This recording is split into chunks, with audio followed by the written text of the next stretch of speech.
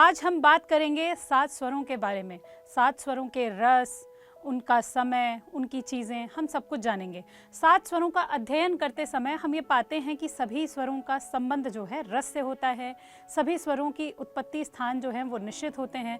सभी स्वरों के देव और गायक भी निश्चित होते हैं और साथ ही उनके जो कुल और रंग हैं वो भी पहले से ही निर्धारित होते हैं। हमारे ये 7 स्वर जिनका विवरण कुछ इस प्रकार है। सा, जिनका कुल देव हैं, रंग पद्म है, उनके देव ब्रह्मा हैं, उनके गायक अग्नि हैं। उस स्वर के रस की अगर बात की जाए तो वीर या अद्भुत रस है और उस स्वर का उत्पत्ति स्थान कंठ माना गया है।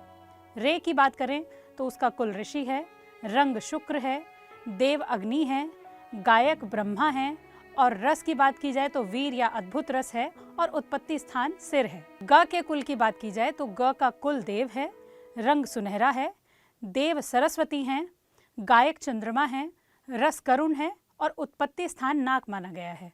माँ के कुल की बात की जाए तो उसका कुल देव है, रंग सफ़ेद है, देव शंकर माने गए हैं, गायक विष्णु हैं, रस हास्य और श्रृंगार है और उत्पत्ति स्थान हृदय माना गया है।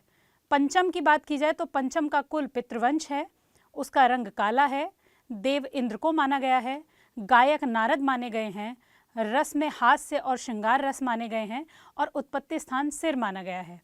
धैवत की बात की जाए तो उसका कुल ऋषि है, उसका रंग पीला माना गया है, उसके देव गणेश हैं, गायक तुम्बरू हैं, रस विभत्स भयानक या रौद्र माना गया है और उत्पत्ति स्थान की बात की जाए तो तालु है। नी की बात की जाए तो नी का कुल असुर है, उसका रंग चितकबरा है, उसके देव सूर्य को माना गया है, उसके गायक तुम्बरू हैं, रस की बात की जाए तो करुण माना गया है और उत्पत्ति स्थान की यदि बात की जाए तो ऊपर जितनी भी इंद्रियां दी गई हैं वो चाहे सिर हो, चाहे नाक हो, चाहे बाकी हो, सभी का जोड़ इसका उत्पत्ति स्थान माना गया है।